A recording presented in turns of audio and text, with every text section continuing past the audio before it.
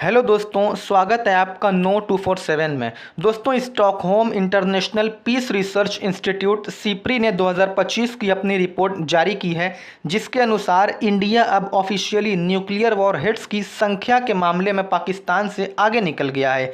कई डिकेड से ये माना जाता था कि पाकिस्तान के पास न्यूक्लियर कैपेबिलिटीज़ इंडिया से थोड़ा बहुत अधिक है, लेकिन अब सिनेरियो बदल चुका है। और जो यह डेवलपमेंट हम देख रहे हैं, यह सिर्फ नंबर्स के बारे में नहीं है कि हमने पाकिस्तान को न्यूक्लियर वॉरहेड्स के मामले में पीछे छोड़ दिया है, बल्कि यह इंडिया की स्ट्रेटजी, डिटरेंस, ग्लोबल परसेप्शन और मिलिट्री रेडीनेस के बारे में है। और यह रीजनल जियोपॉलिटिक्स में एक न्यू फेस को भी मार्क करता है, जहां भारत की military doctrine, space based surveillance और कैपेबिलिटीज़ काफ़ी हद तक मैच्योर हो चुकी हैं। आप देख सकते हैं, इंडिया सरपासेस पाकिस्तान इन न्यूक अर्सनल एड्स 8 मोर वॉरहेड्स, यानी कि इंडिया ने पाकिस्तान को न्यूक्लियर अर्सनल के मामले में सरपास कर दिया है और 8 मोर वॉरहेड्स को ऐड किया है। और ये report Stockholm International Peace Research Institute के द्वारा जारी की गई है, जिसमें बताया गया है कि India currently has 180 nuclear warheads, यानी कि अभी इंडिया के पास 180 न्यूक्लियर वॉरहेड्स हैं और पाकिस्तान के पास 170 हैं, यानी कि पाकिस्तान से 10 ज़्यादा हमारे पास न्यूक्लियर वॉरहेड्स हैं, जो कि 2024 में हमारे पास 172 थे, जो कि 2025 के अंदर उनकी संख्या में 8 बढ़ोतरी हुई है। दोस्तों, इस के बारे में कि सिप्री ने क्या कहा है और भी बातें कही हैं, उसके बारे में डिटेल में जाने से पहले कुछ हम बैकग्राउंड को सबसे पहले देख लेते हैं। क्योंकि भारत और पाकिस्तान की न्यूक्लियर रिवेलरी, यानी कि जो न्यूक्लियर रिवेलरी इनकी है, वो 1970 के डिकेड से ही चली आ रही है। भारत ने 1974 के अंदर न्यूक्लियर टेस्ट करने वाला यह पहला साउथ एशियन देश बना था। इसे पीसफुल न्यूक्लियर एक्सप्लोजन कहा गया और इसके जवाब में पाकिस्तान ने एक थ्रेट महसूस किया। पाकिस्तान ने क्या किया, एक खतरा महसूस किया खुद के ऊपर, क्योंकि भारत न्यूक्लियर पावर बन चुका था, इसलिए पाकिस्तान को एक तरीके से खतरा महसूस होने लगा।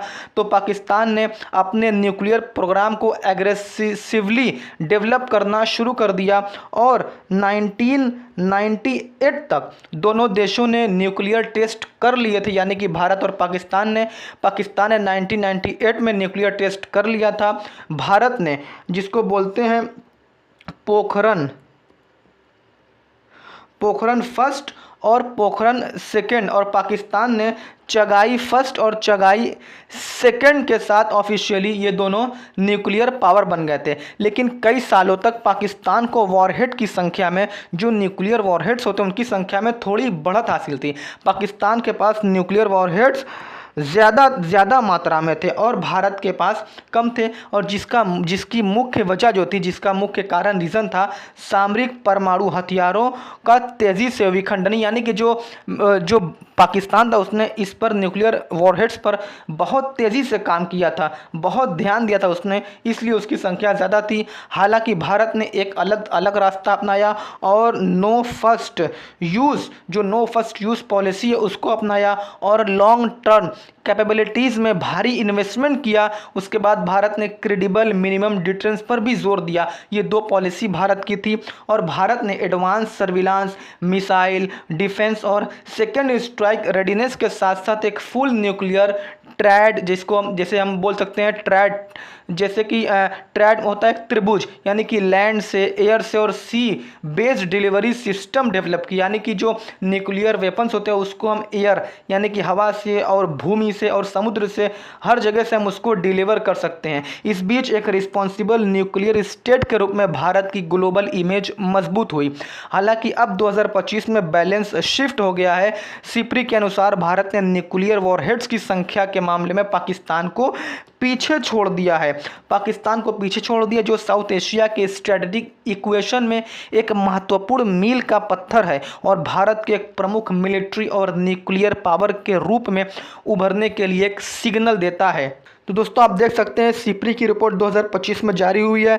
India's nuclear warheads, India possesses approximately 180 nuclear warheads as January 2025।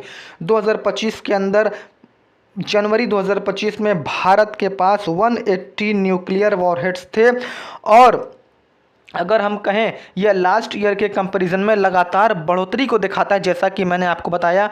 और अगर हम इसका कंपैरिजन पाकिस्तान के साथ करें तो पाकिस्तान के पास 170 न्यूक्लियर वॉरहेड्स हैं, जो हाल के कुछ सालों में फर्स्ट टाइम टोटल वॉरहेड्स के मामले में भारत को अपने रीजनल राइवल से आगे रखता है। यानी कि कुछ सालों में अगर हम देखें तो ये फर्स्ट टाइम है कि भारत पाकिस्तान से न्यूक्लियर वॉरहेड्स के मामले में आगे निकल गया है। वो अपने रीजनल राइवल यानी कि जो भारत का जो शत्रु है, रीजनल दुश्मन है, उससे भारत आगे निकल गया है। और एक्सपेंशन और मॉडर्नाइजेशन की बात करें तो India is not only increasing its stock peel but also modernising it's nuclear delivery system. ये सिप्री ने यह भी कहा है। सिप्री ने कहा है कि इंडिया न केवल अपने स्टॉक को बढ़ा रहा है बल्कि अपने न्यूक्लियर डिलीवरी सिस्टम का मॉडर्नाइजेशन भी कर रहा है। यानी कि हमारे पास जो डिलीवरी सिस्टम है वो भी मजबूत बेहतर होना चाहिए। अगर हमारे पास न्यूक्लियर है तो हम इसको कहीं से भी जो इसको हम दाग सकते हैं, दूसरे देश को हम टारगेट कर सकते हैं। हमारा डिलीवरी सिस्टम मजबूत होना चाहिए।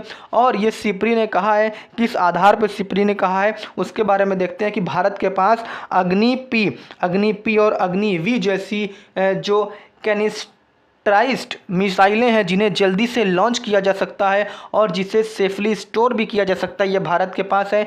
MIRV अगर हम कहें, इसको बोलते हैं multiple independently targeted re entry vehicle. ये क्या है? जो ये कैपेबिलिटीज़ है भारत के पास, जो एक मिसाइल को अलग अलग एम पर टारगेट करने के लिए कई वॉरहेड्स को ले जाने की परमिशन देती है।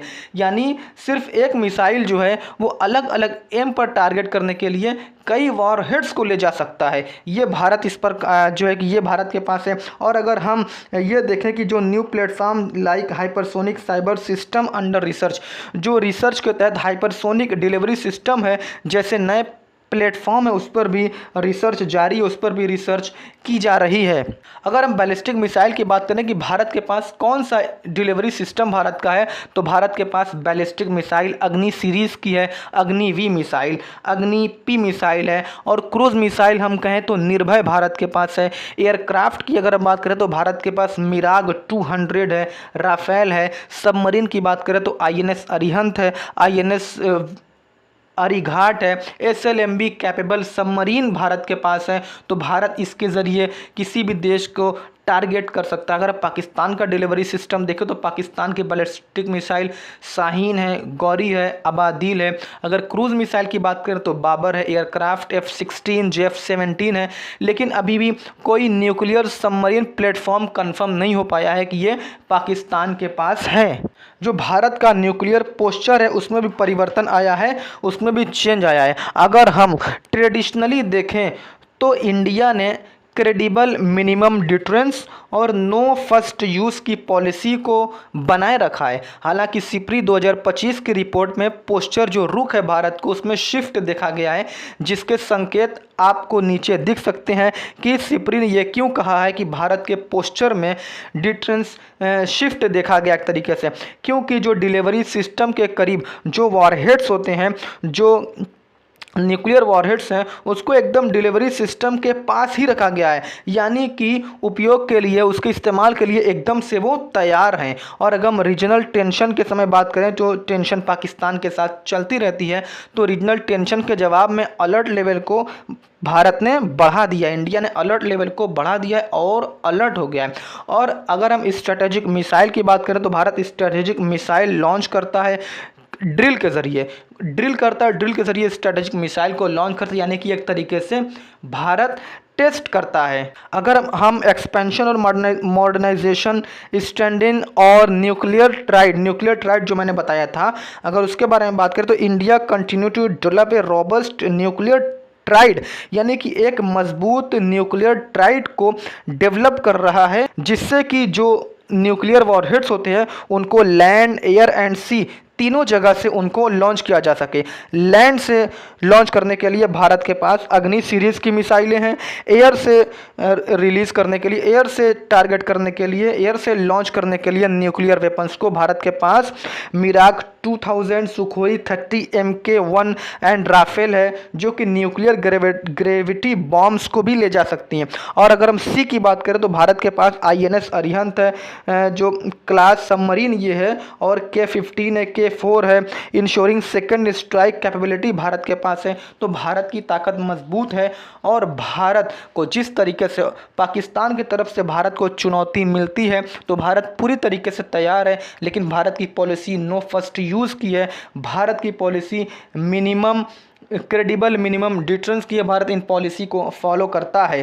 दोस्तों, अगर हम ये देखें कि पाकिस्तान ने भारत को कम न्यूक्लियर थ्रेट की धमकी दी है तो 1998 के दौरान जब पाकिस्तान ने न्यूक्लियर टेस्ट किया था, उसके बाद डायरेक्ट थ्रेट न्यूक्लियराइजेशन के मतलब डायरेक्ट थ्रेट किया था, न्यूक्लियर वेपन्स के इस्तेमाल का डायरेक्ट थ्रेट किया था भारत को। उसके बाद 1999 में कारगिल वॉर के दौरान भी इनडायरेक्ट थ्रेट दिया था भारत को।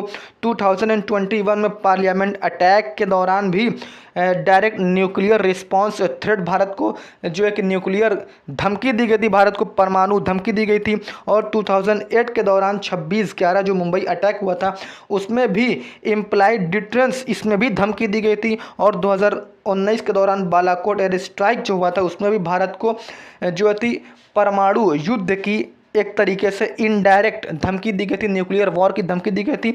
और 2025 में ऑपरेशन सिंदूर चलाया गया था, उसमें भी डायरेक्ट न्यूक्लियर थ्रेट भारत को दिया गया था। तो ये दोस्तों सिपरी की रिपोर्ट थी भारत को लेकर कि भारत की स्थिति क्या है। भारत ने पाकिस्तान को सरपास कर दिया है, लेकिन चाइना को लेकर अभी भी चिंता बनी हुई है।